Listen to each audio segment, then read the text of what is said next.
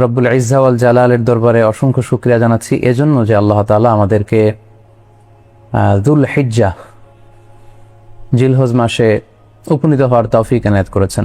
আমরা আজকে মালয়েশিয়াতে অলরেডি জিলহজ শুরু করে ফেলেছি এবং আমরা জানি যে এই জিলহজের প্রথম দশক মানে প্রথম 10টি দিন খুবই গুরুত্বপূর্ণ 10টি দিন।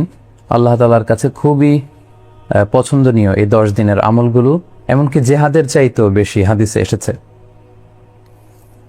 এবং কালামুল্লাহ মাজিদে আল কোরআন আল কারিমে আল্লাহ তাআলা এই জিলহজের প্রথম 10 দিনের শপথ করেছেন। এই 10 দিনের ইবাদত আল্লাহ তাআলার কাছে এত বেশি পছন্দনীয় হওয়ার কারণ হচ্ছে এই 10 দিনে আল্লাহ তাআলা উম্মাহাতুল ইবাদাত অর্থাৎ যত মৌলিক ইবাদত আছে সবগুলো মৌলিক ইবাদতের একটা সমন্বয় করেছেন জিলহজ মাসের এই প্রথম 10 দিনে, যেটা বছরের অন্য কোনো সময় কিন্তু পাওয়া যায় না।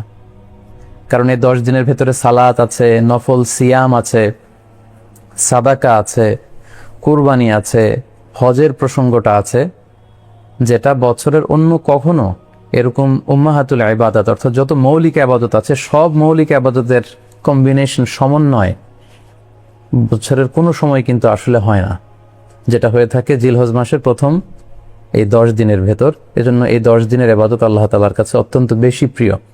এজন্য আল্লাহ রাসূল সাল্লাল্লাহু আলাইহি ওয়াসাল্লাম এই 10 দিনে যাতে আমরা বেশি বেশি নফল ইবাদত করি আমাদেরকে উৎসাহিত করেছেন। পাশাপাশি আমরা যেন বেশি বেশি তাহমিদ, তাহলিল, তাকবীর দিয়ে এই 10টি দিনকে মুখরিত করে রাখি, এজন্য তিনি আমাদেরকে আদেশ করেছেন। এজন্য এই 10টি দিনে আমরা যেন বেশি বেশি সুবহানাল্লাহ ওয়ালহামদুলিল্লাহ লা ইলাহা ইল্লাল্লাহ আল্লাহু আকবার এই আজকারগুলো যেন আমরা বেশি বেশি পড়ি। এবং আরাফাতের সিয়ামের ব্যাপারে আল্লাহ রাসূল সাল্লাল্লাহু আলাইহি ওয়াসাল্লাম আশা করেছেন যে 9 জিলহজের যে নফল সিয়ামটি অর্থাৎ আরাফার রোজা, এই আরাফার রোজা যে ব্যক্তি রাখবে আল্লাহ রাসূল সাল্লাল্লাহু আলাইহি ওয়াসাল্লাম বলেন যে আমি প্রত্যাশা করি এই সিয়ামের বদৌলতে বিগত একটি বছরের এবং সামনের একটি বছরের যত পাপ হবে এই পাপগুলোকে আল্লাহ তাআলা আমাদের জন্য ক্ষমা করে দিবেন। এবং জিলহজের 9 তারিখ ফজর থেকে কিন্তু আমাদেরকে ওয়াজিব তাকবীর পাঠ করতে হয়। আমরা জানি সেটা শুরু হয় আরাফার দিন ফজর থেকে। 9 তারিখ ফজর থেকে শুরু করে 13 তারিখ আসর পর্যন্ত এই তাকবীরগুলো প্রত্যেক সালাতের পরে পড়া আমাদের জন্য আবশ্যক। আমরা যেন এই নফল আজকারগুলো, এই নফল তাকবীরগুলো যাতে আমরা বেশি বেশি করে দেই। এবং যারা কুরবানি করার জন্য ইচ্ছা পোষণ করেছেন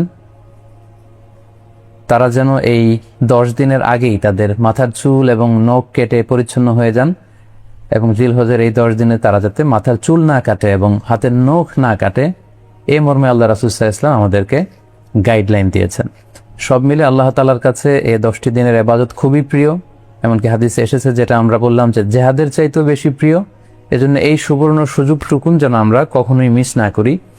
তাই আমাদের সাধ্যমতো আমরা যেন বেশি বেশি নফল ইবাদত করি। আমরা যেন সুযোগ হলে পুরো 10 দিন ব্যাপী আমরা চাইলে নফল সিয়াম রাখতে পারি, আমরা বেশি বেশি কোরআন তেলাওয়াত করতে পারি। বিশেষ করে তাহমিদ, তাহলিল এবং তাকবীর, আলহামদুলিল্লাহ লা ইলাহা ইল্লাল্লাহ আল্লাহু আকবার, এই জিকিরগুলো, এই আজকারগুলো পড়ে পড়ে যেন আমরা এই 10টি দিনকে মুখরিত রাখি। আল্লাহ তাআলা জিলহজ মাসের যে মাহাত্ম্য এবং বারাকা তিনি আমাদের জন্য দিয়েছেন, এগুলো যেন আমরা বেশি বেশি হাসিল করতে পারি। আমিন ইয়া রাব্বাল আলামিন। সম্মানিত দর্শক ও শ্রোতাবৃন্দ, ইতিমধ্যে আমাদের এই লাইভ প্রোগ্রামটিতে প্রায় 24,000 দিনী ভাই বোন যুক্ত হয়েছেন। আপনারা একটু দেরি করে যারা যুক্ত হয়েছেন তাদেরকে আবারও আন্তরিক শুভেচ্ছা জানাই। আব্দুল্লাল রোমান রোজ টিভি চ্যানেল 24 থেকে শুভেচ্ছা জানিয়েছে। আমরা শুনেছি যে রোমান অসুস্থ, আল্লাহ তাআলা রোমানকে সুস্থ করে দিক, আমরা দোয়া করি। এবং আজকের লাইভের যে ঘোষণাটি আমরা দিয়েছিলাম সেখানে অনেক দিনী ভাই বোনেরা, বাংলাদেশের একজন প্রথিত যশা ইসলামী সঙ্গীত শিল্পী মশিউর রহমান ভাই, ওনার করোনা পজিটিভ রিপোর্ট এসেছে, সবাই ওনার জন্য দোয়া চেয়েছেন। আসলে মানুষ তার চমৎকার চমৎকার ইসলামী সঙ্গীতের মধ্য দিয়ে যে শ্রোতাদের হৃদয়ে বেঁচে থাকে এটার একটা প্রমাণ। আমাদের মশিউর ভাই অসাধারণ দরাজ গলায় খুব চমৎকার ইসলামী সঙ্গীত পরিবেশন করেন। আমি নিজেও তার ইসলামী সঙ্গীতগুলো খুব পছন্দ করি। সবাই ওনার জন্য দোয়া চেয়েছেন। তো আজকের এই লাইভের শুরুতেই আমি আমাদের সকলের প্রিয় শিল্পী মশিউর রহমান ভাইয়ের জন্য দোয়া করি, আল্লাহ তাআলা আমাদের প্রিয় ভাইকে দ্রুত শিফায়ে কামেলা আজলা নসিব করুক। যারাই পৃথিবীর যে প্রান্ত থেকে এই ভয়াবহ করোনা মহামারীতে আক্রান্ত হয়ে অসুস্থ অবস্থায় আছেন, আমরা সবার জন্য দোয়া করি আল্লাহ তাআলা সবাইকে খুব দ্রুত শিফায়ে কামেলা নসিব করুক। সম্মানিত শুধু আমি রিকোয়েস্ট করব আপনারা এই লাইভটি শেয়ার করে দিবেন, যাতে করে আপনাদের অন্যান্য ফেসবুক বন্ধুরা আজকের লাইভের এই আলোচনাটি থেকে উপকৃত হতে পারে। আমরা আজকে কুরবানি নিয়ে কিছু কথা শেয়ার করবার চেষ্টা করব ইনশাআল্লাহ। কুরবানির প্রসঙ্গটা আসলেই আমাদের স্মৃতির মানসপটে আমাদের ইব্রাহিম আলাইহিসসালাম এবং ইসমাইল আলাইহিসসালামের যে কুরবানি, ওনাদের যে আত্মত্যাগ, এই দৃশ্যপটটি কিন্তু আমাদের চোখের সামনে ভেসে ওঠে। আমরা জানি যে ইব্রাহিম আলাইহিসসালাম আল্লাহ তাআলা সন্তুষ্টির জন্য স্বীয় পুত্র ইসমাইল আলাইহিসসালামকে কুরবানি করতে চেয়েছিলেন, এবং সেই প্রসঙ্গ থেকেই কিন্তু আমরা প্রতি বছর জিলহজের 10 তারিখে কুরবানি করে থাকি। এবং এই দৃশ্যটি আল্লাহ তাআলার কাছে এতই ভালো লেগেছিল, এই আত্মত্যাগের দৃশ্যকে আল্লাহ তাআলা স্মরণীয় করে রাখবার জন্য কিয়ামত পর্যন্ত সব বিশ্বাসীদের জন্য এই জিলহজের একই টাইমে, জিলহজের 10 তারিখে কুরবানি করাটাকে আল্লাহ তাআলা আমাদের উপর অবধারিত করে দিয়েছেন। এই বিষয়টি সূরাতুস সাফফাতের 105 নম্বর আয়াতে আল্লাহ তাআলা এভাবে ইরশাদ করছেন, ফালাম্মা বালাগা মাআহু সা'য়া ক্বালা ইয়া বুনাইয়া ইন্নী আরা ফিল মানামি আন্নী আযবাহুক ফানজুর মাযা তারা।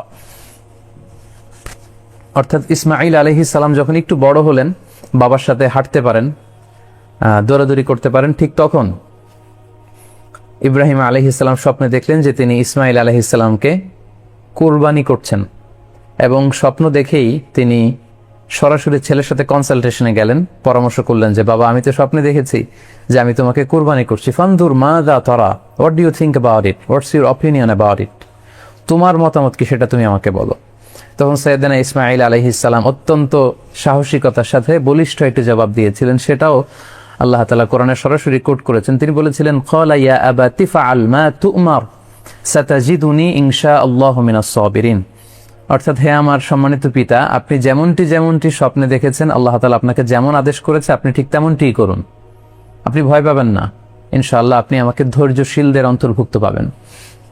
একটু কি কল্পনা করা যায় যে সাইয়েদনা ইসমাঈল আলাইহিস সালাম ছোট্ট শিশু, তিনি যখন শুনলেন যে বাবা তাকে কুরবানি করবে, জবাই করবে, তার প্রত্যুত্তরে তিনি বলেছিলেন, বাবা, আমি ভয় পাচ্ছি না, আমি আপনাকে নিয়ে চিন্তিত, আপনি ভয় পাবেন না, বরং আপনি যা আদিষ্ট হয়েছেন আপনি তাই করেন। কারণ নবীরা যখন স্বপ্নে কিছু দেখে, সেটা সাধারণ মানুষের মতো স্বপ্ন নয়, সেটা ওহী, সেটা আল্লাহর পক্ষ থেকে আদেশ।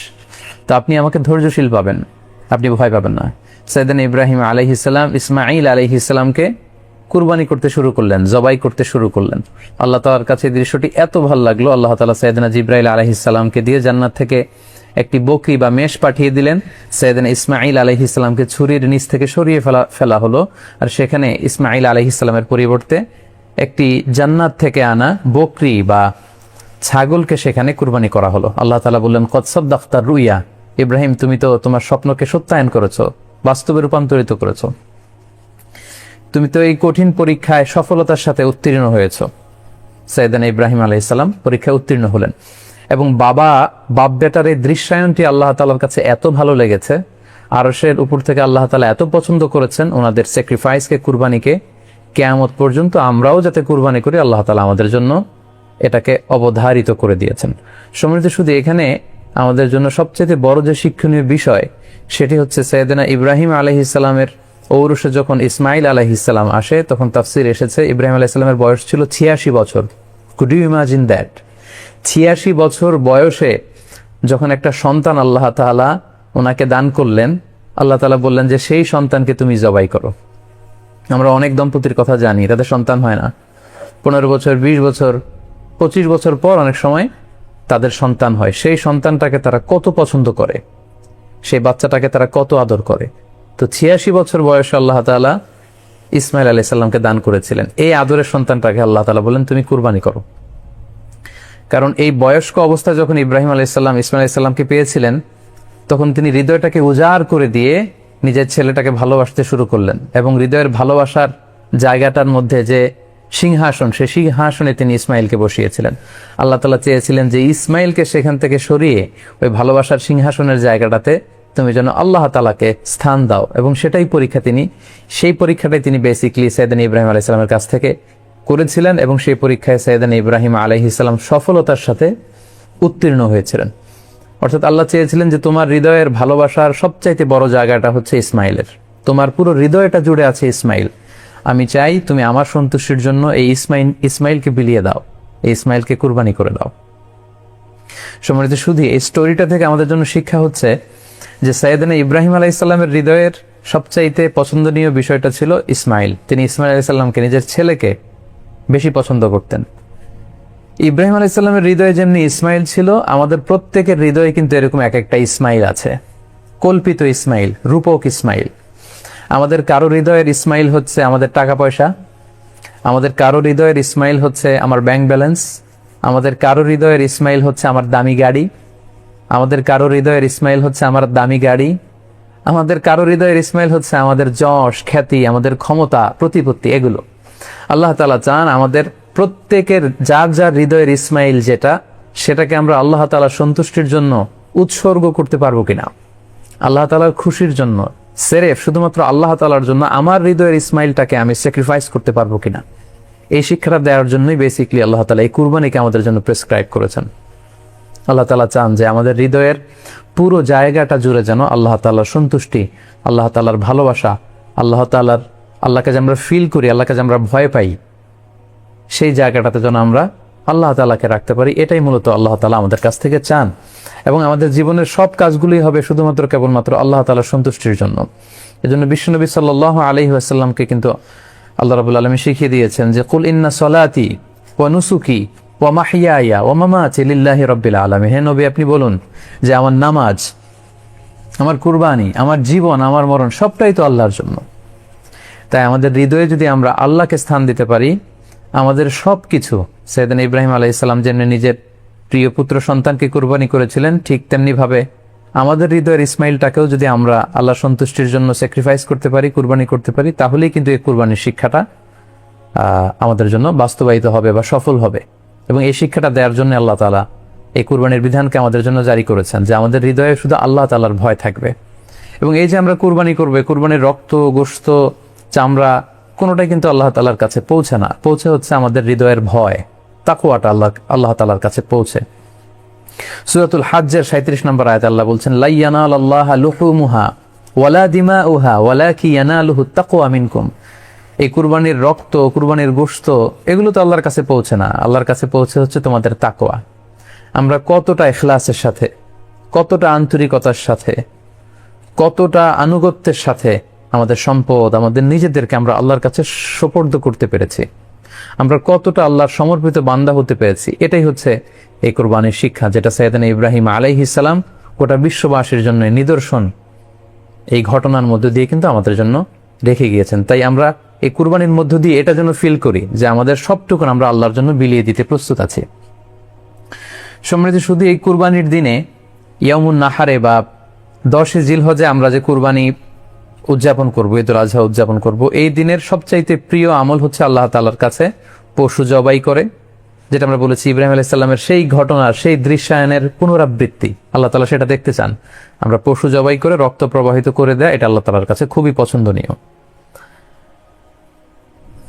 সুনানে তিরমিজিতে এসেছে, আয়েশা রাদিয়াল্লাহু তাআলা আনহা থেকে বর্ণিত, তিনি বলেন, আন্না রাসূলুল্লাহ সাল্লাল্লাহু আলাইহি ওয়াসাল্লাম ক্বাল, আল্লাহ রাসূল সাল্লাল্লাহু আলাইহি ওয়াসাল্লাম বলেছেন, মা আমিলা আদামিয়ুন মিন আমালিন ইয়াউমান নাহর আহাব্বা ইলাল্লাহি মিন ইহরাকিদ দাম। অর্থাৎ ইয়াউমুন নাহারে 10 জিলহজে পশু কুরবানি দিয়ে সে পশুর রক্ত প্রবাহিত করে দেওয়ার চেয়ে শ্রেষ্ঠ কোনো আমল আল্লাহর কাছে হতে পারে না, এর চেয়ে কোনো প্রিয় আমল আল্লাহর কাছে নেই। তার মানে কুরবানির দিনে সবচাইতে প্রিয় আমল, আল্লাহর কাছে পছন্দনীয় আমল হচ্ছে কুরবানি করা। তাই আমাদের যাদের সাধ্য আছে আমরা যেন বেশি বেশি কুরবানি করি। সম্মানিত, শুধু আমরা জানি যে এই কুরবানিকে আল্লাহ তাআলা আমাদের উপর আবশ্যক করেছেন। কুরবানির হুকুম সম্পর্কে যদি বলি তাহলে বলবো যে এটা ওয়াজিব হানাফি স্কুল অফ থট অনুযায়ী, কিন্তু অন্যান্য মাযহাবে এটাকে সুন্নাতে মুআক্কাদা বলা হয়েছে।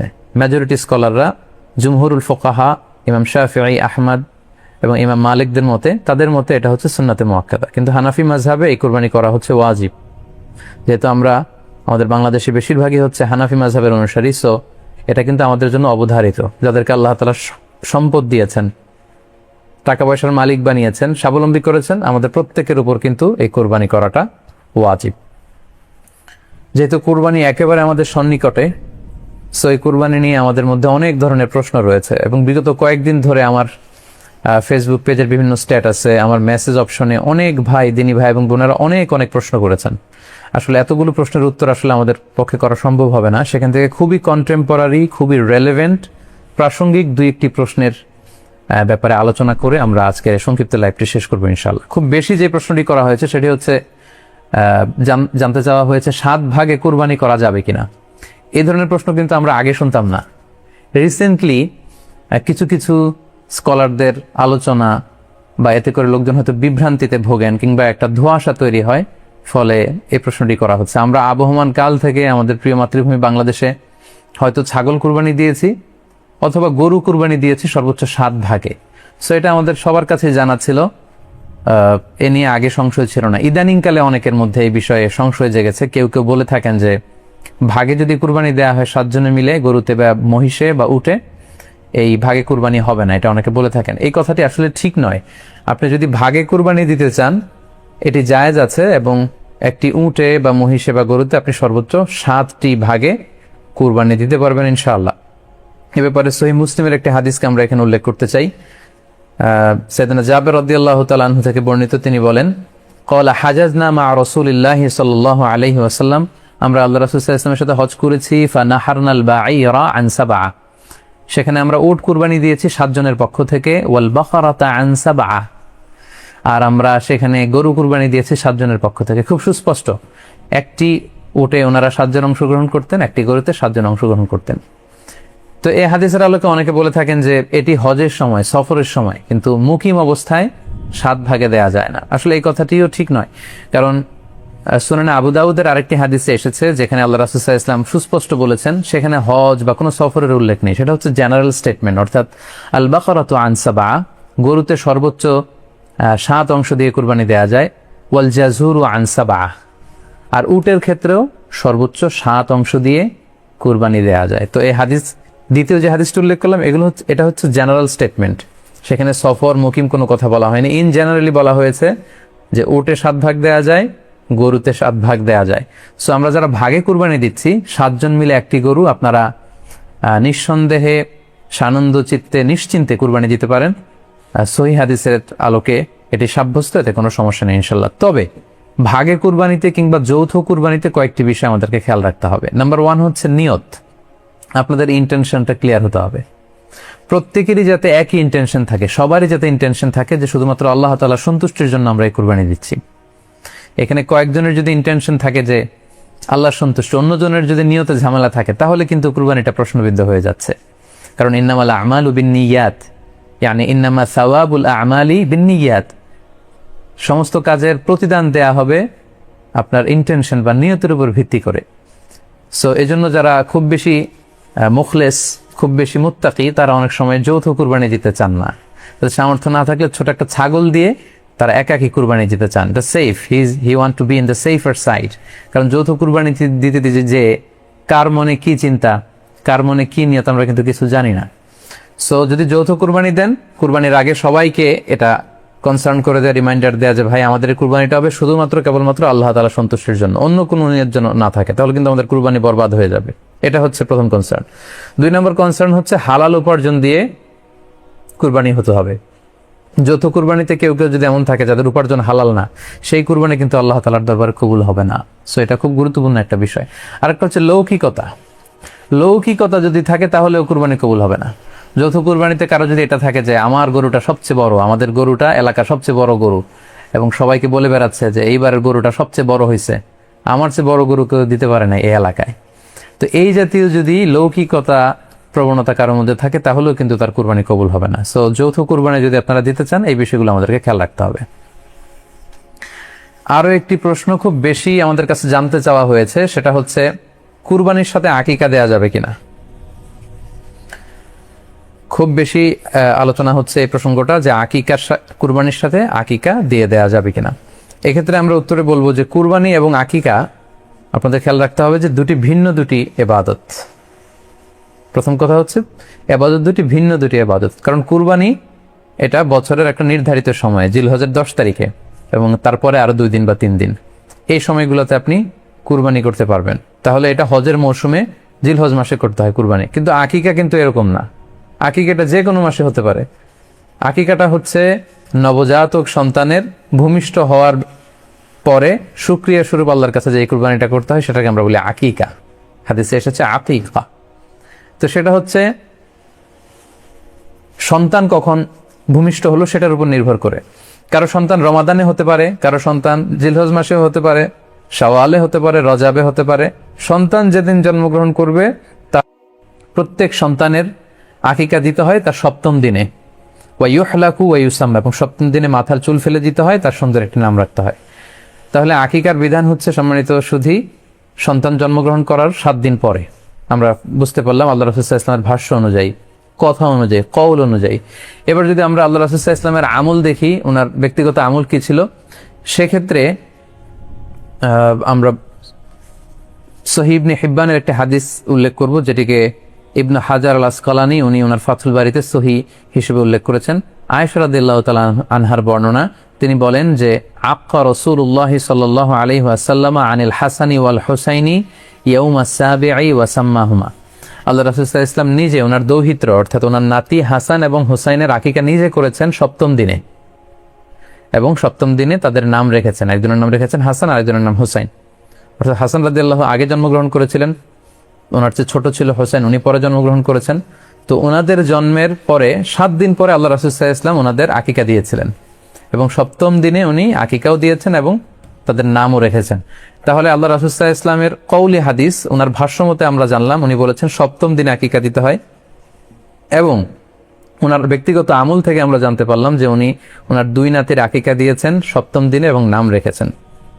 তাহলে এ থেকে আমরা সুস্পষ্ট বুঝতে পারি যে আকিকা দিতে হয় সন্তান জন্মগ্রহণ করার 7 দিন পর, সপ্তম দিনে। যদিও তবারানিতে আরেকটি হাদিস এসেছে যেখানে বলা হয়েছে যে আকিকা সপ্তম দিনেও দেয়া যায়, 14তম দিনে দেয়া যায়, 21তম দিনে দেয়া যায়। যদি সপ্তম দিনে কেউ দিতে না পারে কোনো কারণে, তাহলে 14তম দিন, না পারলে 21তম দিন। তাহলে সুস্পষ্টভাবে উল্লেখ আছে যে আকিকার সময়সীমা সপ্তম দিনের কথা আমাদেরকে বলা হয়েছে। তো সেক্ষেত্রে আপনার সন্তান জন্মগ্রহণ করলে আপনি শুকরিয়া স্বরূপ কুরবানি করবেন, আত্মীয় স্বজনকে খাওয়াবেন, আকিকার গোশত নিজেরাও খাবেন। তো এটা যদি আপনি কুরবানির জন্য রেখে দেন, তাহলে তো সন্তান দুনিয়াতে আসার এই আনন্দটা থাকে না। একজন যখন সন্তান পায়, সে কেমন যেন আকাশের চাঁদ হাতে পায়। তো তখন তার 7 দিনের মধ্যে যে আনন্দটা থাকে, ওই দিন তার নাম রাখা হবে, আত্মীয় স্বজনরা আসবে, বাচ্চাকে দেখবে, দোয়া করবে, তখন আকিকা করে গোশত নিজে খাবেন, আত্মীয়দের খাওয়াবেন, পাড়া প্রতিবেশীদেরকে দিবেন। এটা হচ্ছে সন্তান ভূমিষ্ঠ হওয়ার উপলক্ষকে কেন্দ্র করে এই আকিকা। সো এটাকে কুরবানির সাথে মিক্স আপ করার কোনোই প্রয়োজন নেই, এবং এক্ষেত্রে সুস্পষ্ট গাইডলাইন হচ্ছে যে সপ্তম দিনে আকিকাটা দিতে হয়। সো আমরা যেন সপ্তম দিনে আকিকাটা দেই। তবে হ্যাঁ, এখন প্রশ্ন হচ্ছে সপ্তম দিনে কেউ দিতে পারেননি, 14তম দিনেও দিতে পারেননি, 21তম দিনেও দিতে পারেননি, হাতে টাকা ছিল না, সামহাও কোনো কারণে মিস করেছেন, তখন আপনি যখন সুযোগ হয় তখন করে দেন। ওই প্রেক্ষাপটে আপনি যদি কুরবানির সময়ও আকিকা দিয়ে দিতে চান, এটা আদায় হয়ে যাবে ইনশাল্লাহ। আশা করা যায় আদায় হয়ে যাবে, এবং এটা জায়েজ আছে। তবে এটা সুন্নাহ নয়। সুন্নাহ হচ্ছে সপ্তম দিনে আকিকা দেওয়া। পাশাপাশি গরু দিয়ে, মহিষ দিয়ে, উট দিয়ে আকিকা দেওয়াও কিন্তু সুন্নাহ নয়। আকিকা দেওয়া সুন্নাহ হচ্ছে ছাগল দিয়ে।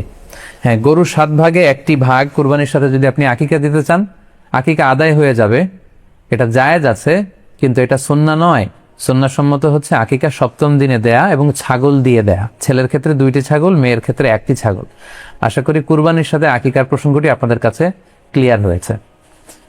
সম্মানিত সুধী, এবার আমরা শুনবো আরো একটি most asked question in this corona period, COVID-19 outbreak period. সেটা হচ্ছে, এই করোনা পরিস্থিতিতে কুরবানি না দিয়ে কুরবানির টাকা দান করে দিলে ওই সওয়াব পাওয়া যাবে কিনা। এই প্রশ্নগুলো কিন্তু আমরা আগে শুনতাম না। রিসেন্ট সময়ে, গত কয়েক বছর আগে আমরা খেয়াল করেছি যে তারকা জগতের কিছু লোক বা নাটক সিনেমা জগতের কিছু লোক এরকম ঘোষণা দিয়েছে যে আমরা টাকা বন্যার্ত লোকদেরকে দিয়ে দিলাম, আমরা কুরবানি দেব না। তো ওনাদেরকে আল্লাহ এত টাকা দিয়েছেন, ওনারা বন্যার্ত লোকদেরকেও সহায়তা করতে পারেন, আবার কুরবানিও করতে পারেন। সো একটা দিয়ে আরেকটা হবে না। আপনি যদি টাকা দান করে দেন, এটা সাদাকার সওয়াব হবে, কিন্তু কুরবানির সওয়াব কিন্তু আপনি পাবেন না। আল্লাহ রাসূল সাল্লাল্লাহু আলাইহি ওয়াসাল্লাম বলেছেন, কুরবানি করলে যেই প্রাণীটার কুরবানি করা হলো, ওই প্রাণী তার শিং নিয়ে, তার গায়ের পশম নিয়ে, পায়ের খুরগুলো নিয়ে কিয়ামতের ময়দানে দাঁড়াবে। সো এই সওয়াব থেকে কিন্তু আপনি বঞ্চিত হয়ে গেলেন। তাই এ ব্যাপারে সুস্পষ্ট কথা হচ্ছে, আপনি যদি কুরবানির টাকা দান করে দেন, দানের সওয়াব হবে, কিন্তু কুরবানির সওয়াব হবে না, এবং কুরবানির এই ওয়াজিব বিধানটিও কিন্তু আদায় হবে না। আপনার উদ্দেশ্য ভালো, কিন্তু আপনার পদ্ধতিতে সমস্যা। আপনার উদ্দেশ্য হচ্ছে যে বন্যা দুর্গত মানুষ, সাতক্ষীরাতে বা আশেপাশের জেলাগুলোতে বন্যায় মানুষ না খেয়ে মারা যাচ্ছে, আমি টাকাগুলো দান করে দেই, তাহলে বেশি তারা উপকৃত হবে। আমি বলবো যে আপনার যদি সামর্থ্য থাকে, সেক্ষেত্রে আপনি বন্যার্থ লোকদেরকে দানও করেন, পাশাপাশি কুরবানিও করেন, দুই জিনিস। অথবা আপনি যদি শুধু কুরবানি করতে চান সেটাও আপনি করতে পারেন, আপনি কুরবানি করবেন, এতে করে কিন্তু আপনি যে দান করতে চান আপনার এই পারপাসটাও কিন্তু সার্ভ হবে। কিন্তু কুরবানির টাকা দান করে দিলে কখনো কুরবানি আদায় হবে না। আপনি যদি কুরবানি করেন এক্ষেত্রেও কিন্তু দরিদ্র জনগোষ্ঠীর বিশাল স্বার্থ এখানে আছে, কারণ বছরের একটা দীর্ঘ সময় ধরে এই সুবিধাবঞ্চিত মানুষগুলো কিন্তু আমিষের অভাবে তারা ভোগে, পুষ্টিহীনতায় ভোগে। তারা এমনও অনেক ফ্যামিলি আছে বছরে শুধু এই কুরবানির সময় এই মৌসুমটাতে তারা কিছু গোশত খেতে পারে। সো তাদের মধ্যে আপনি কুরবানি করে এই গোশত বিতরণ করতে পারেন। সো এই কোভিড-19 পিরিয়ডে আমাদের উচিত বেশি বেশি কুরবানি করা, কুরবানি করে এই অভুক্ত মানুষদের ঘরে ঘরে কুরবানির গোশত পৌঁছে দেয়া। তাহলে আপনি কুরবানির মাধ্যমে কিন্তু এই গোশত বিতরণ করে তাদের সহায়তা করতে পারলেন। পাশাপাশি যারা খামারি আছে, আপনি কুরবানি করলে এই তাই খামারিদের এই ব্যবসা প্রসেসেও কিন্তু আপনি অংশগ্রহণ করলেন।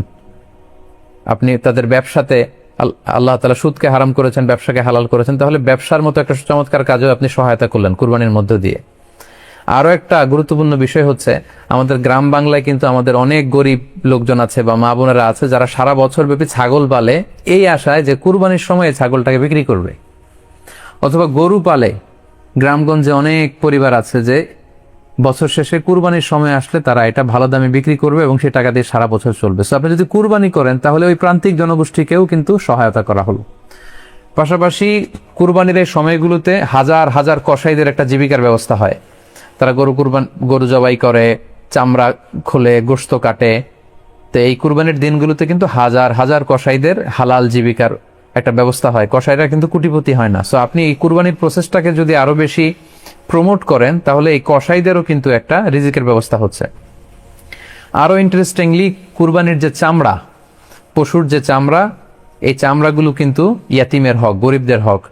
সো আপনি কুরবানির চামড়া বিক্রি যদি করে দেন, চামড়া চাইলে আপনি ব্যবহার করতে পারেন, অথবা বিক্রি করলে এটা কিন্তু ইয়াতিমখানাতে, মাদ্রাসাগুলোতে, হ্যাঁ, অভাবী মানুষদেরকে এই দামটা কিন্তু দিয়ে দিতে হয়। ফলে কুরবানির এই চামড়া থেকে কিন্তু মাদ্রাসাগুলো বা ইয়াতিম ছাত্রছাত্রীরা উপকৃত হচ্ছে। তাহলে এখানে অনেক বিষয় জড়িত। যদিও বর্তমান সময়ে চামড়া শিল্প ধ্বংস করার একটা বিশাল পায়তারা চলছে, চামড়ার দাম পড়ে যাচ্ছে। তো আমরা যদি কুরবানি না দেই আমাদের চামড়া শিল্প হুমকির মুখে পড়বে। এবং এই যে হাজার হাজার মাদ্রাসা এবং এতিমখানা আছে যাদের একটা বড় ইনকামের বা আয়ের উৎস হচ্ছে কুরবানির সময় এই চামড়ার টাকা। সো মানে with all this discussion it seems that through sacrifice you can contribute more. আপনি যদি কুরবানি করেন এবং এটা যদি বেশি বেশি করেন তাহলে আপনি যে চাচ্ছেন অসহায় মানুষদেরকে সহায়তা করতে, এটা আরো বেশি বেশি করা হলো, বেশি বেশি করা হলো। তাদেরকে গোশত বিতরণ করে আপনি সহায়তা করলেন, খামারিদেরকে ব্যবসার ক্ষেত্রে সহযোগিতা করলেন, গ্রামের যে নারীরা ছাগল পাললো, গরু পাললো তাদের সহায়তা করলেন, কসাইদের হালাল জীবিকার জন্য সহযোগিতা করলেন, মাদ্রাসার ইয়াতিম ছাত্রদেরকে আপনি সহায়তা করলেন। সো আমি বলবো যে কখনো এই ভুল সিদ্ধান্ত নেবেন না যে কুরবানির টাকা আমি দান করে দেব না, আপনি কুরবানি করবেন। এতে আপনার কুরবানির ওয়াজিবও আদায় হবে, গরিবদেরকে সহযোগিতাও করা হবে। সেক্ষেত্রে যদি আপনি স্বাস্থ্য ঝুঁকি মনে করেন এই করোনা পরিস্থিতিতে, সেক্ষেত্রে আপনি সরাসরি হাটে যেতে না চাইলে অনলাইনে গরু ক্রয় করতে পারেন। গতকাল আমি কয়েকটি বিশ্বস্ত সংস্থা বা ফাউন্ডেশনের নাম উল্লেখ করেছি আমার পেজে, যারা এই কুরবানির সার্ভিসটা দিচ্ছে। তারা বিশ্বস্ত, আপনারা তাদের কাছে টাকা পাঠিয়ে আপনি কয় ভাগে কুরবানি দিচ্ছেন জানাতে পারেন, আপনার নাম্বার দিয়ে রাখতে পারেন। তারা কুরবানির দিন, কুরবানি শেষে আপনাকে SMS করে জানিয়ে দিবে যে আপনার কুরবানি হয়েছে, আপনার কুরবানি আদায় হয়ে গেল। অনেকে না বুঝে অনেক বিরূপ মন্তব্যও করেছেন গতকালের স্ট্যাটাসটিতে। আসলে যে এই সংস্থাগুলোর কথা আমি উল্লেখ করেছি তাদের সাথে সরাসরি আমার কোনো সম্পৃক্ততা নেই, বরং এটা জনকল্যাণমূলক একটা কাজের অংশ হিসেবেই মূলত আমি অল্টারনেটিভ একটা সহজ পদ্ধতি, যারা হাটে যেতে চান না, গোশত বন্টন করা এবং করোনা পরিস্থিতির কারণে স্বাস্থ্য ঝুঁকি মনে করে যারা কুরবানি একেবারে দিতেই চাচ্ছেন না, তারা যেন এই ভুলটি না করেন, বরং অন্তত এই সংস্থাগুলোর কাছে টাকা পাঠিয়ে তারা যেন তাদের ওয়াজিব কুরবানির বিধানটি পালন করেন, এজন্য মূলত এই স্ট্যাটাসটি দেয়া হয়েছিল। আরো একটি সহজ পদ্ধতি আছে, সেটা হচ্ছে যারা শহুরে জীবনযাপন করছেন, শহরে আছেন, তারা চাইলে কিন্তু আপনার গ্রামের আত্মীয় স্বজনদের কাছে আপনার টাকা পাঠিয়ে দিয়ে কুরবানি আদায় করতে পারেন। টাকা পাঠিয়ে দিলে তারা আপনার পক্ষ থেকে ছাগল বা গরু কিনে কুরবানি করে তারা গোশত খেয়ে উপকৃত হলো, আশেপাশের গরিব আত্মীয় স্বজনদের মধ্যে বিতরণ করে এই কুরবানির প্রক্রিয়াটা আদায় হলো। এটাও খুব সহজে কিন্তু করা যেতে পারে। আর কুরবানির ক্ষেত্রে প্রতিনিধিত্ব জায়েজ আছে, অন বিহাফ অফ ইউ, অন্য কেউ আপনার পক্ষ থেকে কুরবানি করতে পারবে, আপনি টাকা দিয়ে দিলেই হলো। আর যারা হাটে যে নিজে দেখে শুনে গরু ছাগল কিনে এনে নিজে কুরবানি করে সব ব্যবস্থাপনা করতে পারবেন, আয়োজন করতে পারবেন, সেটা সবচাইতে ভালো। সেটা তো নূরুন আলা নূর, এটা নিয়ে কোনো কথা নেই। তবে সেক্ষেত্রে এই করোনা পরিস্থিতিতে হাটে যাওয়া, কুরবানি করা, সেক্ষেত্রে পরিপূর্ণভাবে স্বাস্থ্যবিধি মেনে চলতে হবে এবং সর্বোচ্চ সতর্কতার পরিচয় আমাদেরকে দিতে হবে, যাতে করে কুরবানিকে কেন্দ্র করে এই রোগের এই মহামারী যাতে আরো বেশি করে আমাদের মাঝে ছড়িয়ে পড়ার কোনো সুযোগ না পায়। আশা করি কুরবানির টাকা দিয়ে দিলে কুরবানি আদায় হবে কিনা এই ব্যাপারটি আপনারা বুঝতে পেরেছেন। এবার আমরা আসি, আরেকটি প্রশ্ন আমাদের কাছে খুব বেশি এসেছে, সেটা হচ্ছে কুরবানির পশু অনলাইনে ক্রয় করা যাবে কিনা। খুবই রেলেভেন্ট একটি কোশ্চেন, যেহেতু এখন অনেকেই হাটে যেতে চাচ্ছেন না করোনা পরিস্থিতির কারণে। অনলাইনে আমরা অনেক কেনাকাটা করি, ফলে অনলাইনে কুরবানির পশুটা ক্রয় করা যাবে কিনা, এটা হচ্ছে প্রশ্ন।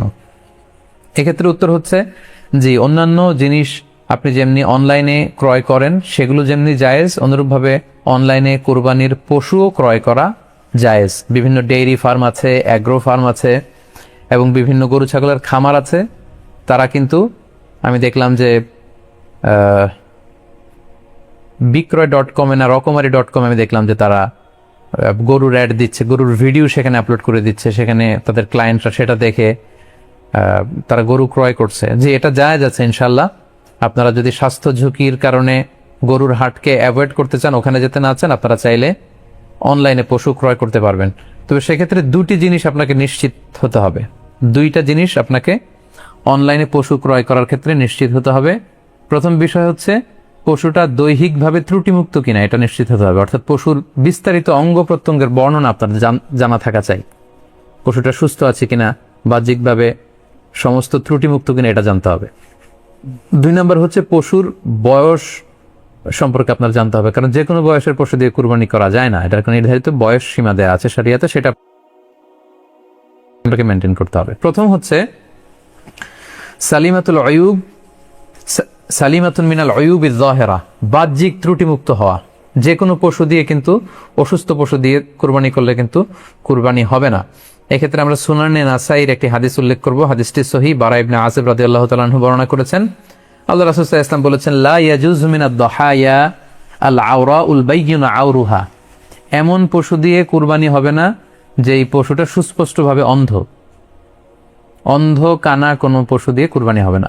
ওয়াল আরজাউল বাইয়িনু আরাজুহা, খোড়া, কুরবানি যেখানে করা হবে ওই জায়গা পর্যন্ত হেঁটে যেতে পারছে না, মাঠ থেকে বাড়িতে আনা যাচ্ছে না, এরকম খোড়া প্রাণী দিয়ে কুরবানি করা যাবে না। ওয়াল মারিদাতুল বাইয়িনু মারাদুহা, খুব বেশি অসুস্থ, খুবই দুর্বল অসুস্থ প্রাণী দিয়ে কুরবানি করা যাবে না। ওয়াল আজফাউল্লাতি লা তুনকি, এবং এমন বয়স্ক বৃদ্ধ প্রাণী যে অতি বয়সের ভারে এটা নুজ্জ হয়ে গিয়েছে এবং এর হাড্ডির ভেতরে যে মজ্জা শুকিয়ে গিয়েছে, এরকম প্রাণী দিয়েও কিন্তু কুরবানি করা যাবে না। তাহলে সুনানে নাসাইয়ের এই সহিহ হাদিসটির মধ্য দিয়ে আমরা বুঝতে পারলাম যে অন্ধ প্রাণী দিয়ে কুরবানি করা যায় না, খোড়া প্রাণী দিয়ে করা যায় না, খুবই দুর্বল প্রাণী দিয়ে এবং খুব বয়স হয়েছে এরকম প্রাণী দিয়ে কিন্তু কুরবানি করা যাবে না। তারপর আমরা সুনানে তিরমিজির আরেকটি হাদিস এখানে উল্লেখ করব। এই হাদিসটিও হাসান পর্যায়ের হাদিস। বর্ণনাকারী হচ্ছেন আলী রাদিয়াল্লাহু তাআলা আনহু। তিনি বলেন, নাহা রাসূলুল্লাহ সাল্লাল্লাহু আলাইহি ওয়াসাল্লাম আইয়ুদহা বিআ'দাবিল করনি ওয়াল উযুন, অর্থাৎ আল্লাহ রাসূল সাল্লাল্লাহু আলাইহি ওয়াসাল্লাম শিং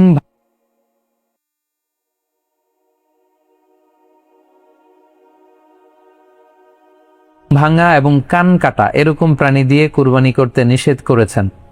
অর্থাৎ ব্রোকেন হর্নস এন্ড ইয়ার্স, কোনো পশুর যদি শিং দুটো ভাঙা থাকে অথবা কান কাটা থাকে, এরকম প্রাণী দিয়ে কুরবানি করলে কুরবানি আদায় হবে না।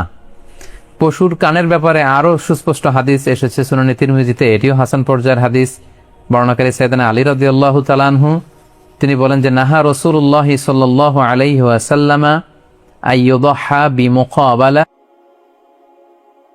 আও মুদাবারা আও শারকা আও খারকা আও জাদআ, অর্থাৎ আল্লাহ রাসূল সাল্লাল্লাহু আলাইহি ওয়াসাল্লাম মুকাবালা মানে এমন প্রাণী যে প্রাণীর কানের সামনের অংশ কাটা, এরকম প্রাণী দিয়ে কুরবানি করা যাবে না। আও মুদাবারা, এমন প্রাণী যে প্রাণীর কানের পেছনের অংশ কাটা, সেটা দিয়ে কুরবানি করা যাবে না। আও শারকা, অথবা কানের মাঝখানে কাটা, দুই দিক ঝুলে আছে, করা যাবে না। আও খারকা, অথবা কানের ভেতরে ছিদ্র, পশুর কানে যদি ছিদ্র থাকে, কেটে যে ছিদ্র হয়ে গিয়েছে, ড্রিলড হয়ে গিয়েছে, সেই প্রাণী দিয়ে কুরবানি করা যাবে না। আও জাদা, অথবা নাক কাটা, এরকম প্রাণী দিয়ে কুরবানি করা যাবে না।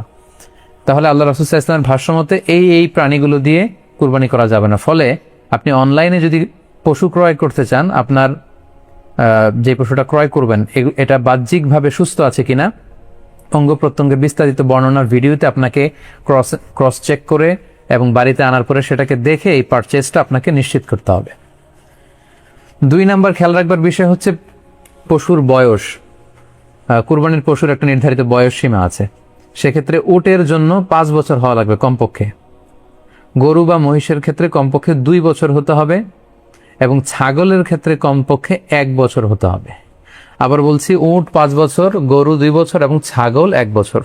তবে মেষ বা ভেড়া, দুম্বা এগুলো যদি 6 মাসের হয়, দেখতে যদি মোটা সোটা হয়, 1 বছরের মতো মনে হয়, তাহলে সেগুলো দিয়েও কুরবানি করা যাবে। সেক্ষেত্রে পশুর যে দাঁত আছে, নিচের পাটের যে পশুর দাঁত, এই দাঁতগুলোর পাশে 2টা ধারালো দাঁত থাকে, এগুলো উঠেছে কিনা এগুলো দেখে দেখে আপনারা পশুর বয়সকে নির্ণয় করতে পারবেন। তাহলে অনলাইনে ক্রয়ের ক্ষেত্রে আমাদের উত্তর হচ্ছে যে অনলাইনে আপনি পশু ক্রয় করতে পারবেন। সেক্ষেত্রে আপনাকে 2টি বিষয়ে খুব খেয়াল রাখতে হবে। এক হচ্ছে পশুর অঙ্গ প্রত্যঙ্গ ঠিক আছে কিনা, বাহ্যিকভাবে সব ধরনের ত্রুটিমুক্ত কিনা। 2 নাম্বার হচ্ছে পশুর বয়স। এই 2টি জিনিস যদি আপনি এনশিওর করেন, আপনি অনলাইনে পশু ক্রয় করে সেটা দিয়ে কুরবানি করলে কুরবানি হয়ে যাবে ইনশাল্লাহ, কোনো সমস্যা নেই। আরো একটি প্রশ্ন আমাদের কাছে খুব বেশি এসেছে, সেটা হচ্ছে কুরবানি কি পুরো পরিবারের পক্ষ থেকে একজন দিতে হবে নাকি সামর্থ্যবান প্রত্যেকের দিতে হবে? আমি আবার বলছি, প্রশ্নটি হচ্ছে যে অনেকে এই প্রশ্নটি করেছেন যে পুরো পরিবার থেকে একজন দিলে হয়ে যায় নাকি সামর্থ্যবান প্রত্যেকের দিতে হয়। সম্মানিত দিনী ভাই এবং বোনেরা, এটি একটি মতবিরোধপূর্ণ মাসআলা, অর্থাৎ এই মাসআলার ক্ষেত্রে স্কলারদের মধ্যে মতভেদ পাওয়া যায়। এক্ষেত্রে 2টি মতামত। একদল স্কলার বলেছেন যে এটা পরিবারের পক্ষ থেকে একজন দিলে আদায় হয়ে যাবে। অপর মতামত হচ্ছে যে না, সামর্থ্যবান প্রত্যেকেই দিতে হবে। আমরা 2টি মতামত নিয়ে আলোচনা করি। প্রথম মত হচ্ছে যে এক পরিবারের পক্ষ থেকে একজনই যথেষ্ট। এই মতামতটিও দলিলের দিক থেকে বেশ শক্তিশালী। সেক্ষেত্রে আমরা মিহনাফ ইবনে সুলাইম রাদিয়াল্লাহু তাআলা আনহুর বর্ণিত একটি হাদিস সুনানে আবু দাউদে এসেছে। হাদিসটি হাসান পর্যায়ের হাদিস। তিনি বলছেন, ও নাহনু উকুফুন মা রাসূলিল্লাহ বিআরাফাতিন, আমরা রাসূল সাল্লাল্লাহু আলাইহি ওয়াসাল্লামের সাথে 9 জিলহজ আরাফার ময়দানে ছিলাম। কলা, তখন আল্লাহ রাসূল সাল্লাল্লাহু আলাইহি ওয়াসাল্লাম আমাদেরকে বলেছেন, ইয়া আইয়ুহান নাস, হে মানব সকল, ইন্না আলা কুল্লি আহলি বাইতিন ফি কুল্লি আমিন উদহিয়া, অর্থাৎ প্রত্যেকটি, আল্লাহ রাসূল সাল্লাল্লাহু আলাইহি ওয়াসাল্লাম বলেছেন, প্রত্যেকটি ফ্যামিলির জন্য প্রতি বছর একটি কুরবানি ওয়াজিব হয়।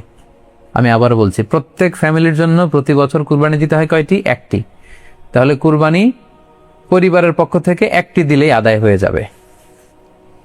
সুনানি তিরমিজির আরো একটি হাদিস আমরা এখানে উল্লেখ করতে পারি। এই হাদিসটিও সহিহ। সাইয়েদনা আতা ইবনে ইয়াসার রাদিয়াল্লাহু তাআলা আনহু, উনি আবু আইয়ুব আল আনসারী রাদিয়াল্লাহু তাআলা আনহুকে জিজ্ঞেস করেছিলেন যে কাইফা কানাতিল উদহিয়া ফি আহদি রাসূলিল্লাহ, হে আল্লাহর নবীর সাহাবী, আল্লাহ রাসূল সাল্লাল্লাহু আলাইহি ওয়াসাল্লামের জামানাতে কুরবানি কেমন হতো, কিভাবে তারা কুরবানি দিতেন? তো আবু আইয়ুব আল আনসারী রাদিয়াল্লাহু তাআলা আনহু বলেছেন, কানা রাজুলু ইউদহি বিশাতি আনহু ওয়া আন আহলিহি, আল্লাহ রাসূল সাল্লাল্লাহু আলাইহি ওয়াসাল্লামের সময়কালে লোকজন একটি ছাগল কুরবানি দিত তার পক্ষ থেকে এবং তার ফ্যামিলির পক্ষ থেকে। আনহু ওয়া আন আহলিহি, তার নিজের পক্ষ থেকে এবং ফ্যামিলির পক্ষ থেকে। অর্থাৎ এই হাদিসগুলোর আলোকে বোঝা যায় যে পুরো পরিবারের পক্ষ থেকে একজন কুরবানি দিয়ে দিলেই আদায় হয়ে যাবে। স্বামীও চাকরি করেন, স্ত্রীও চাকরি করেন, স্বামীরও টাকা আছে, স্ত্রীর টাকা আছে, দুইজনের আলাদা করে দিতে হবে না। স্বামী যদি একটা ছাগল কুরবানি দিয়ে দেয়, তাহলে স্ত্রীর পক্ষ থেকে, পুরো ফ্যামিলির পক্ষ থেকে কুরবানি আদায় হয়ে যাবে। এই হাদিসগুলোর আলোকে বোঝা গেল। দ্বিতীয় আরেকটি মত আছে, সেই মতটি হচ্ছে প্রত্যেক সামর্থ্যবানের উপর ওয়াজিব। এটি ইমাম আবু হানিফার মত এবং আমাদের বাংলাদেশে এটিরই প্রচলন হয়ে এসেছে। আমরা এই মতামতটিকেই বেশি আমরা শুনে থাকি সব জায়গায়, যে যারাই সামর্থ্যবান প্রত্যেকের আলাদাভাবে দিতে হয়। স্বামী সামর্থ্যবান হলে স্বামীর দিতে হবে, স্ত্রী সামর্থ্যবান হলে স্ত্রীকে দিতে হবে, ছেলেরা হলে ছেলের দিতে হবে। এটা প্রত্যেকের আলাদাভাবে ইন্ডিভিজুয়ালি দিতে হয়। এবং সেক্ষেত্রে ওনারা দলিল দিচ্ছেন সুনান ইবনু মাজার একটি হাদিস, হাদিসটি সহিহ, যেখানে আল্লাহ রাসূল সাল্লাল্লাহু আলাইহি ওয়াসাল্লাম বলেছেন, মান কানা লাহু সাআ, যার সামর্থ্য আছে কিন্তু ওয়ালাম ইউদহি, সামর্থ্য থাকার পরেও সে কুরবানি দেয় না, ফালা ইয়াফরাবান্না মুসাল্লানা, সেজন্য ঈদুল আজহার দিন আমার ঈদগাহে না আসে নামাজ পড়তে। আল্লাহ রাসূল সাল্লাল্লাহু আলাইহি ওয়াসাল্লাম হুঁশিয়ারি বাণী ঘোষণা করেছেন, ধমক দিয়েছেন যে সামর্থ্য থাকার পরেও যে কুরবানি দেয় না সেজন্য আমার ঈদগাহে না আসে। এই হাদিসের আলোকে ওনারা বলেছেন মান কানা লাহু সাআ, যার সামর্থ্য আছে। ওনারা বলছেন যে এটা ইন জেনারেল, ব্যাপক, যারই সামর্থ্য আছে তাকেই দিতে হবে। সো এখানে বাস্তবতা হচ্ছে দুই পক্ষেরই খুব ভ্যালিড দলিল আছে। আর কোন মাসালার ক্ষেত্রে যখন মতবিরোধ থাকে, দুই পক্ষেরই দলিল থাকে, সেক্ষেত্রে বাড়াবাড়ি করাটা অনুচিত। বরং এটা হচ্ছে ইসলামের সৌন্দর্য, এখানে প্রশস্ততা রয়েছে। সো যারা মনে করে যে ফ্যামিলির পক্ষ থেকে একজন কুরবানি দিলেই আদায় হয়ে যাবে, তাদেরও দলিল আছে, তাদেরকে সেটা করতে দেওয়া উচিত। তবে আমরা এটাকেই সাজেস্ট করি যে প্রত্যেক সামর্থ্যবানের উপর কুরবানি দেওয়া উচিত। এতে করে যিনি কুরবানি দিবেন উনি সওয়াব পেয়ে উপকৃত হলেন, আবার উনি কুরবানি দেওয়ার কারণে গোশত বিতরণ করলেন, ফলে গরিবরা উপকৃত হলো। সো সামর্থ্যবান প্রত্যেকেরই উচিত বেশি বেশি কুরবানি দেয়া। আশা করি এই মাসালাটাও আপনারা বুঝতে পেরেছেন। সম্মানিত শুধু আমরা আমাদের লাইভের একেবারে শেষের দিকে চলে এসেছি।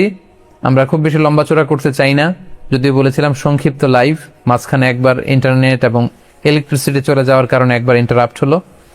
এ পর্যায়ে আমরা অল্প কয়েকটি রিমাইন্ডার আপনাদের সাথে শেয়ার করে আজকের আলোচনাটুকু আমরা এখানেই জবনিকা টানবো, এখানে আমরা আলোচনাটি শেষ করবো ইনশাআল্লাহ। প্রথম যে রিমাইন্ডারটি আপনাদের সাথে আমি শেয়ার করতে চাই সেটি হচ্ছে, সম্মানিত শুধু আমরা অনেকেই বাজার থেকে পশু আনার সময় বা কুরবানি করার সময় পশুর সাথে অনেক বেশি অমানবিক আচরণ করি। এতে করে কিন্তু আপনার কুরবানিটা, পুরো কুরবানির প্রক্রিয়াটাই প্রশ্নবিদ্ধ হয়ে যেতে পারে। তাই আজকের লাইভের মধ্য দিয়ে যারাই আপনারা যুক্ত হয়েছেন, আমি সবাইকে বলছি আমরা যাতে পশুর সাথে মানবিক আচরণ করি, কুরবানির পশুর সাথে এমন কোনো আচরণ যাতে না করি যাতে ওর কষ্ট না হয়, আমরা যেন এটা খেয়াল রাখি। বিশেষ করে জবাই করার আগে পশুকে ভালোভাবে রশি দিয়ে বেঁধে নেয়া এবং ছুরিটা, যেই ছুরি দিয়ে জবাই করা হবে সেটা খুব ধারালো থাকা। আল্লাহ রাসূল সাল্লাল্লাহু আলাইহি ওয়াসাল্লাম কিন্তু এই দিক নির্দেশনা আমাদেরকে দিয়েছেন। সুবহানাল্লাহ, ইসলাম যে কতটা চেক এন্ড ব্যালেন্স, কতটা ভারসাম্যপূর্ণ জীবন বিধান। আল্লাহ রাসূল সাল্লাল্লাহু আলাইহি ওয়াসাল্লাম সহিহ মুসলিমের বর্ণনায় তিনি বলছেন, ইযা যাবাহতুম ফাআহসিনু যিবহা, তোমরা যখন জবাই করবে সেখানেও তোমরা ইহসান করো। কেননা আল্লাহ তাআলা সব জায়গায় ইহসানকে অবধারিত করেছেন। আমরা জীবনে যাই করব না কেন সেটা ইহসানের সাথে করতে হবে। তো পশুটাকে কিন্তু আমি জবাই করব, স্লটার করব, আল্লাহ রাসূল সাল্লাল্লাহু আলাইহি ওয়াসাল্লাম বললেন যখন স্লটার করবে, জবাই করবে, তখনও সেটার প্রতি ইহসান করে তোমরা জবাই করো না। ওয়া ইযা যাবাহতুম ফাআহসিনু যিবহা, সেক্ষেত্রেও তোমরা সফট হার্টেড হও, সেটাকে ইহসানের সাথে জবাই করো। কিভাবে ইহসানের সাথে জবাই করবে? ওয়ালিউহিদ্দা আহাদুকুম শাফরাতাহু ওয়ালিউরিহ যাবিহাতাহু, তোমরা তোমাদের ছুরিটা খুব বেশি করে ধারালো করে নাও, যাতে করে খুব স্মুথলি স্লটারিংটা হয়ে যায়, খুব স্মুথলি কুরবানিটা তাড়াতাড়ি হয়ে যায়, যাতে প্রাণীটার কষ্ট না হয়। আমরা প্রায়ই আমাদের ব্যাখেয়ালে বা অবহেলাবশত কুরবানির পশু ট্রাক থেকে নামানো, হাট থেকে নিয়ে আসা, এমনভাবে আমরা কুরবানির পশুর সাথে ট্রিট করি, এতে করে কিন্তু অনেক অমানবিক আচরণ আমাদের দ্বারা প্রকাশ পেয়ে যায়। সো আমরা যদিও এটাকে জবাই করব, আমরা যেন ইহসানের সাথে জবাই করি, এই বিষয়টা যেন আমরা খেয়াল রাখি। এটা হচ্ছে প্রথম রিমাইন্ডার। দ্বিতীয় রিমাইন্ডার হচ্ছে, আমাদের দেশে প্রায় এটা ঘটে, জবাই করার পরে অনেক কসাইরা তাড়াতাড়ি এই পশুটার দেহ থেকে প্রাণ বের হয়ে যাওয়ার জন্য ছোট ছুরি দিয়ে জবাই করা প্রাণীটার গলার মধ্যে খোঁচা মারতে থাকে, গলায় বারবার খোঁচা মারতে থাকে। এটা কিন্তু ঠিক না। স্পাইনাল কর্ডে যদি আপনি জবাই করার পরে বারবার খোঁচা মারেন, তাহলে কিন্তু এই প্রাণীটার অপমৃত্যু হতে পারে, অর্থাৎ এটা স্বাভাবিক কোনো মৃত্যু নয়। স্বাভাবিক মৃত্যু হচ্ছে জবাই করে দেয়া, এবং ইসলাম এটাকে আমাদের জন্য বৈধ করেছেন। আমরা জানি যে পাশ্চাত্যে গরুর মাথায় বুলেট মারা হয়, অথবা ইলেকট্রিক্যাল শক দিয়ে ওটাকে হত্যা করা হয়, অথবা ভারী কোনো লোহার হাতুড়ি দিয়ে গরুর মাথায় আঘাত করে সেটাকে মারা হয়। কিন্তু ইসলাম এগুলোকে নিষেধ করেছে। ইসলামের বিধান হচ্ছে স্লটারিং করা, আপনি জবাই করে দিবেন। সেক্ষেত্রে আমার মনে হয় 10 থেকে 15 মিনিট যদি আমরা একটু ওয়েট করি, গরুর দেহ থেকে সবগুলো রক্ত কিন্তু বের হয়ে যাবে, ফলে এটার গোশতটা উপাদেয় হবে আমাদের জন্য। কিন্তু আমরা যদি তাড়াহুড়ো করে, বিশেষ করে অনেক কসাই ভাইরা রুহুটা যাতে তাড়াতাড়ি বের হয়ে যায়, প্রাণটা যাতে তাড়াতাড়ি বের হয়ে যায়, জবাইয়ের পরে আবার ছোট ছুরি দিয়ে স্পাইনাল কর্ডে খোঁচা মারতে থাকে, এটা কিন্তু ঠিক না। এতে করে যেটা হয়, এটা স্বাভাবিক মৃত্যু হয় না, বরং অপমৃত্যু হয়ে থাকে। আমরা যখন কুরবানি করি তখন প্রাণীটার শ্বাসনালী এবং কণ্ঠনালী কেটে যায়, এবং তারপরে রক্তনালী, যেটাকে ইংরেজিতে বলে জুগুলার ভেইন, এই জুগুলার ভেইনটা যখন কেটে যায় তখন কিন্তু প্রাণীটা আর ব্যথা পায় না। গবেষণায় দেখা গিয়েছে যে যদিও আমরা দেখি যে প্রাণীটা খুব ছটফট করে, লাফালাফি করে, কিন্তু আসলে সে ব্যথা পায় না। জুগুলার ভেইন যখন কেটে ফেলে তখন ব্রেইন তাকে স্পাইনাল কর্ডের মাধ্যমে হার্টে সিগন্যাল দেয় আরো বেশি পাম্প করার জন্য, আরো বেশি রক্ত পাঠানোর জন্য। ফলে দেহের সবগুলো রক্ত গলার ওই কাটা জায়গা দিয়ে কিন্তু বের হয়ে যায়। কিন্তু ওই মুহূর্তে আপনি যখন ছোট ছুরি নিয়ে এটার স্পাইনাল কর্ডে খোঁচাখুচি করতে শুরু করেন, তখন কিন্তু এটার অপমৃত্যু ঘটে, এটার স্ট্রোক হতে পারে, এটা হার্ট অ্যাটাক করে মারা যেতে পারে। তাহলে সেটা কিন্তু স্বাভাবিকভাবে জবাইয়ের মধ্য দিয়ে মৃত্যুবরণ করলো না, বরং হার্ট অ্যাটাক করে বা স্ট্রোক করে সেটা মারা গেল। তখন কিন্তু আপনার কুরবানিটা প্রশ্নবিদ্ধ হয়ে যেতে পারে। তো এই জন্য আমি সকলের কাছে অনুরোধ করব, আপনারা তাড়াহুড়ো না করে 10 থেকে 15 মিনিট একটু ওয়েট করেন জবাইয়ের পরে, এটাকে স্বাভাবিকভাবে ন্যাচুরালি প্রাকৃতিকভাবে এটার রুহটা বের হতে দিন। তা না হলে আমাদের কুরবানি কিন্তু প্রশ্নবিদ্ধ হয়ে যেতে পারে। 3 নম্বর রিমাইন্ডার হচ্ছে, আমাদের বাংলাদেশের অনেক জেলায় আমরা হিন্দু মুসলমান একসাথে থাকি। আমার কাছে নিউজ এসেছে যে অনেক জায়গায় অনেকে হিন্দুদের মন্দিরের সামনে কুরবানির গরু জবাই করে। এটা ঠিক না, কারণ আমরা জানি যে ওরা এই গরুর পূজা করে থাকে। সো আমরা এমন কিছু করব না যেটা ওদেরকে খুব বেশি কষ্ট দিবে। সো অনেকে শুনেছি যে উস্কানিমূলকভাবে তারা একটু দেখিয়ে দিতে চায় বা তাদের উপর প্রতিশোধ নিতে চায়, এরকম করে অনেক সময় হিন্দুদের বিভিন্ন গ্রামে মন্দিরের সামনে এই কুরবানির ব্যবস্থাপনা করা হয়। আমি বলবো যে আমরা এটা যাতে না করি। আমরা হিন্দুদের যে উপাসনালয় আছে, আমাদের হিন্দু ভাইদের উপাসনালয়গুলোকে স্কিপ করে এমন জায়গায় কুরবানি করব যাতে করে তাদের এই দৃশ্য দেখা না লাগে এবং তাদের ইবাদতগাহের সামনেও যাতে আমাদের এরকম পরিস্থিতি তৈরি করতে না হয়। আমরা যাতে সাম্প্রদায়িক সম্প্রীতি আমাদের ইবাদতের মধ্য দিয়ে বজায় রাখতে পারি এবং কোনো ধরনের উস্কানিমূলক কর্মকাণ্ডে যেন আমরা কখনোই যুক্ত না হই। 4 নাম্বার এবং সবচাইতে গুরুত্বপূর্ণ পয়েন্ট হচ্ছে, জি খেয়াল করে শুনুন, আপনাকে বলছি, 4 নাম্বার পয়েন্ট হচ্ছে যে জবাইয়ের স্থান এবং বর্জ্য কুরবানির পরে এটাকে নিজ দায়িত্বে পরিচ্ছন্ন করুন। আই রিপিট, আমি আবার বলছি, যেখানে আপনি কুরবানি করলেন সেটাকে এবং এই যে বর্জ্য ময়লা, এটা নিজ দায়িত্বে আপনি ক্লিন করুন। সিটি কর্পোরেশনের ভাইয়েরা সরকারি তত্ত্বাবধানে সারা বাংলাদেশের এসব বর্জ্য আসলে পরিষ্কার করা সম্ভব না। জরিপে এসেছে যে 50 লক্ষ গরু জবাই করা হয় প্রত্যেকটা কুরবানির ঈদে। তো সেক্ষেত্রে আমাদেরকে দায়িত্বশীল হতে হবে। কুল্লুকুম রাঈন ওয়া কুল্লুকুম মাসউলুন আন রাইয়াতিহি। আল্লাহ রাসূল সাল্লাল্লাহু আলাইহি ওয়াসাল্লাম বলেছেন, তোমরা প্রত্যেকে দায়িত্বশীল, আর তোমাদের প্রত্যেকের দায়িত্বের ব্যাপারে কিয়ামতের ময়দানে আল্লাহ তাআলা কিন্তু তোমাদেরকে জিজ্ঞেস করবে। তাই আমরা যেন নিজ দায়িত্বে এই কুরবানির করার স্থান এবং বর্জ্য যেন পরিষ্কার করি। ব্লিচিং পাউডার দিয়ে বেশি করে পানি মেরে আমরা যেন পরিষ্কার পরিচ্ছন্ন রাখি, কারণ আত-তুহুরু শাতরুল ঈমান, পরিষ্কার পরিচ্ছন্নতা এটা হচ্ছে ঈমানের অঙ্গ। এই বিষয়টা জানে আমরা খুব গুরুত্বের সাথে নেই এবং নিজ নিজ কুরবানি আমরা যেখানে দিলাম সেই জায়গাটা যেন আমরা পরিষ্কার করি। বিশেষ করে বিভিন্ন সংস্থা যারা অনেক অনেক কুরবানি করবেন, ভলান্টিয়ারলি বিভিন্ন কুরবানি করে কুরবানির গোশত বিতরণ করবেন, আপনারা এরকম ভলান্টিয়ারলি ক্লিনলিনেস ক্যাম্পেইন করতে হবে যাতে কোনো ধরনের রক্ত, ময়লা, বর্জ্য, আবর্জনা না থাকে। এই ব্যাপারটাকে যেন আমরা খেয়াল রাখি। সর্বশেষ হচ্ছে, অনেকে জিজ্ঞেস করেন যে ফ্রিজে রাখা যাবে কিনা। জি, কুরবানির গোশত ফ্রিজে রাখা যাবে। ইবনে আব্বাস রাদিয়াল্লাহু তাআলা আনহুর মত অনুযায়ী 3 ভাগ করা উত্তম, তবে এটা আবশ্যক নয়। আপনি 1 ভাগ নিজে খাবেন, 1 ভাগ আত্মীয় স্বজন প্রতিবেশীদের দিবেন, আরেক ভাগ গরিব দুঃখীদের মাঝে বন্টন করে দিবেন। এটা উত্তম, কিন্তু এটা আবশ্যক নয়। পুরো গোশত যদি আপনার লেগে যায় আপনি ভোগ করতে পারেন, আর যদি আপনার কাছে অতিরিক্ত গোশত থাকে এটা আপনি আত্মীয়দের দান করুন, গরিব আত্মীয়দের আপনি উপহার দিন, গরিব মিসকিনদের, সুবিধা বঞ্চিত মানুষদেরকে আপনি এগুলো দান করুন। কারণ সূরাতুল হজ্জের 28 নম্বর আয়াতে আল্লাহ তাআলা বলেছেন, ফাকুলু মিনহা ওয়া আত'ইমুল বাঈসাল ফাকির, তোমরা কুরবানির এই গোশত নিজেরাও খাও এবং অভাবী লোকদেরকে দাও। এবং সহিহ বুখারীতে আল্লাহ রাসূল সাল্লাল্লাহু আলাইহি ওয়াসাল্লামের একটি বর্ণনা, আল্লাহ রাসূল সাল্লাল্লাহু আলাইহি ওয়াসাল্লাম বলেছেন, কুলু ওয়া আত'ইমু ওয়াদাখিরু, অর্থাৎ কুরবানির গোশত তোমরা খাও, ওয়া আত'ইমু মানে অন্যদের খাওয়াও, ওয়াদাখিরু এবং তোমরা এটাকে প্রিজার্ভ করে রাখো বা জমা করেও রাখতে পারো। অর্থাৎ আপনি চাইলে ফ্রিজে রাখতে পারবেন, আপনি পরবর্তীতে খেতে চাচ্ছেন আপনি রাখতে পারবেন ইনশাআল্লাহ।